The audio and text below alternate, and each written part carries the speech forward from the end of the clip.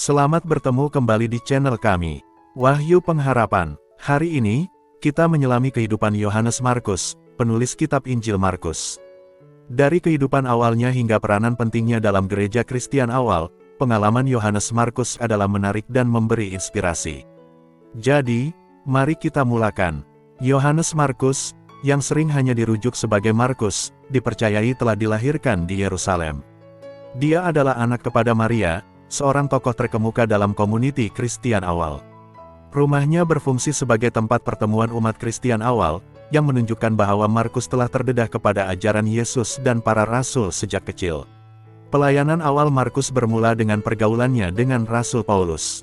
Dalam kisah 12 ayat 25, kita melihat Markus menemani Paulus dan Barnabas dalam perjalanan misionari mereka. Walau bagaimanapun, perkara tidak berjalan lancar pada mulanya.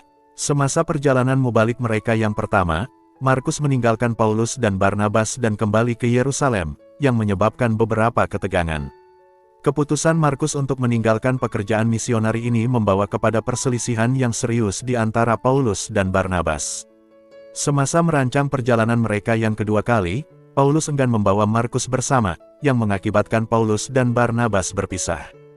Barnabas, yang merupakan sepupu Markus, membawa Markus bersamanya ke Siprus, menunjukkan kepercayaannya terhadap potensi Markus dan memberinya peluang kedua. Bimbingan Barnabas terbukti membuahkan hasil. Markus menjadi semakin matang dalam iman dan pelayanannya. Masanya bersama Barnabas membantunya berkembang dan mengukuhkan komitmennya untuk menyebarkan Injil. Kemudian, Markus menjadi rapat dengan Petrus, salah seorang pengikut Yesus yang paling rapat. Petrus merujuk kepada Markus sebagai anakku, dalam 1 Petrus 5 ayat 13, menunjukkan satu hubungan rohani yang rapat. Adalah dipercayai secara meluas bahwa Injil Markus mencerminkan kisah Petrus secara langsung tentang kehidupan dan pelayanan Yesus. Hubungannya dengan Petrus ini menambahkan kedalaman dan keaslian kepada tulisan Markus. Injil Markus adalah penting karena beberapa sebab. Ia dianggap sebagai yang terawal ditulis daripada 4 Injil, dan ia memberikan catatan ringkas, padat dan jelas tentang kehidupan, ajaran, kematian, dan kebangkitan Yesus. Gaya penulisan Markus adalah langsung dan berorientasikan tindakan, yang lebih menekankan perbuatan Yesus daripada perkataannya. Sumbangan Markus terhadap Perjanjian Baru dan gereja yang mula-mula adalah besar. Injilnya berfungsi sebagai sumber utama untuk Injil Matius dan Lukas. Dengan mendokumentasikan kehidupan dan ajaran Yesus, Markus menyediakan asas untuk teologi Kristen dan membantu membentuk doktrin gereja yang mula-mula.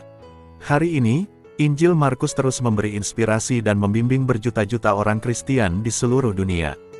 Perjalanan Markus yang bermula dari seorang pengikut muda kepada seorang tokoh penting dalam gereja yang mula-mula menggariskan kuasa transformatif iman dan penebusan.